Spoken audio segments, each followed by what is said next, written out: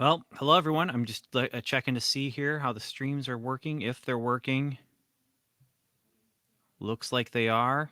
And I'm excited to be doing this video because this video here is an unboxing. Although this is one of those times where you ask the question, uh, is it really what it is? I mean, is it really an unboxing if it's in an envelope? And is it really an unboxing if the envelope's already been opened because there was something inside that my wife needed before I could get a chance to get to the package? But um, it's a time for everything. What does that mean? It doesn't just mean that it's a time for something here and now. It's a time for unboxing. It's a time for me to get this book out, and the book is called A Time for Everything. I'm very very excited to unbox this and talk about it a little bit more, and it is available now on Amazon, and it is right here in my hands. And I am going to, like I said, I'm not really unboxing, but I haven't seen it yet. I just know it is thick, a thick book, um, and so I'm excited to pull it out to see. And here it is. I mean, I'm just jumping in. This is it. A Time for Everything, a speculative fiction anthology inspired by Ecclesiastes 3, edited by Ben Avery. And then here is the back cover. Now, you may have been with me for the cover reveal, which was labeled on YouTube with the title Worst Cover Reveal Ever. And I stand by that. At least worst cover reveal that I've seen. Okay. But here's the actual cover, and there's no like reflective glare, and there's no, Inception thing going on here. So here it is, A Time for Everything. It is a hefty, hefty book. It is 500 and, well, as far as the actual stories go, there is 505 pages. Then you add the about the authors section in there, and it's 520 some. But um, yeah, here it is. A Time for Everything, edited by Ben Avery. I'm very excited about this. There is a lot of work that went into this book, not just by me. There's the whole list of people that I read earlier in that other video, but this there's a whole bunch of people who put a whole lot of work into their stories. 28 speculative fiction stories, short stories, some a little bit longer than others. I mean, there are some people who just couldn't stop writing their story, and that would be Parker J. Cole. But anyway, she is the first story here. Parker J. Cole. There's an introduction by me talking about how much I love anthologies and how much I love time travel and how much I love the Bible. And then it kind of gets into a little bit of just my thoughts on the poem, the Ecclesiastes 3 poem, where it says there is a time for everything and a purpose for everything under heaven.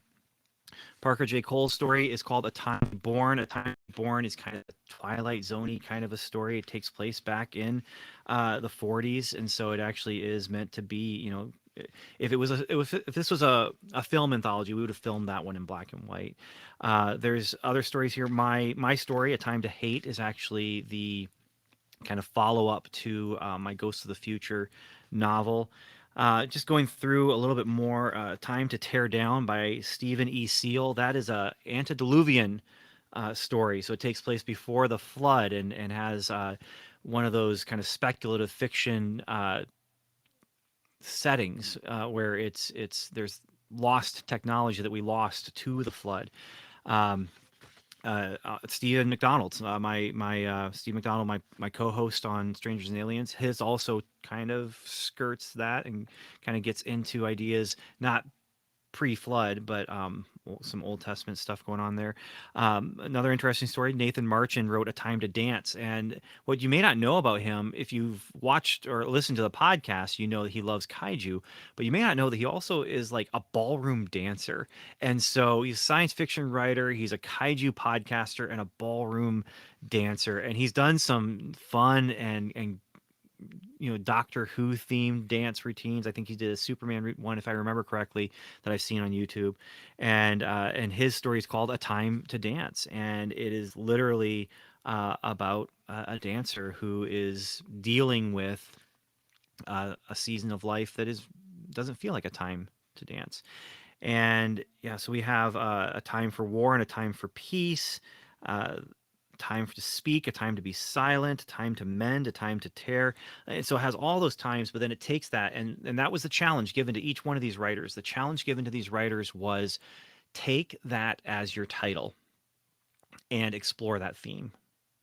And so there's a lot of stories in here that would, they explored the theme in a way that I wouldn't have thought to, but that's why you do an anthology, so you can get other voices, other perspectives, and other people. And that's why I'm so excited to have been a part of this project and to have kind of pulled the project together and gathered this group of writers who wanted to be a part of this. And it was to get that, just those other voices, and not just be, me sitting down and trying to come up with 28 different things, which honestly, if I could have done that, that would have been an impressive feat, but I would have never been able to do that, I don't think.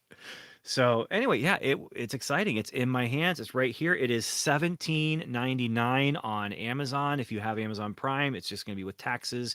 But buy two copies, and I think you get free shipping if you don't have Prime. So yeah, I am so excited to get these out then to the authors. They are going to be ordering some, and they all are going to get their authors copies. But um, yeah, and so you can, if you want, you can order directly from Amazon.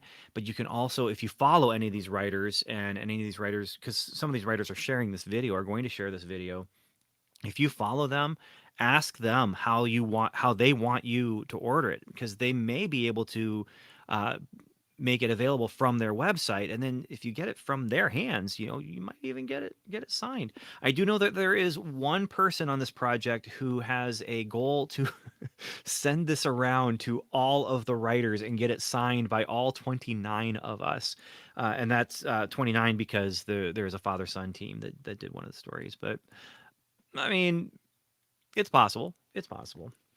But yeah, so one of the things I would just strongly say is, if you follow any of the writers on this, um, check them out, ask them how they would like you to order it. If they say go to Amazon, go to Amazon. If they say order from their website, definitely check them out. And if you don't know these writers, this is the other exciting thing about anthologies, is you can discover new voices that you want to hear more of when you read an anthology like this. And so by checking this out, by buying this, and then looking at all these names here, and in the back you have the about the authors with a lot of websites and things that you can go and find out more about these people, and you can support them by buying their books, and checking out and saying, okay, so the Alan and Aaron Rainey, who wrote the Flight of the Angels and Hornet's Nest. Well, you get a sampling of their writing here, and then you get the chance to get more from them. And that's one of the reasons why I really wanted to do an anthology as well, is just to find a place and find a way to be able to make a space to promote other writers, especially in the Christian speculative fiction space.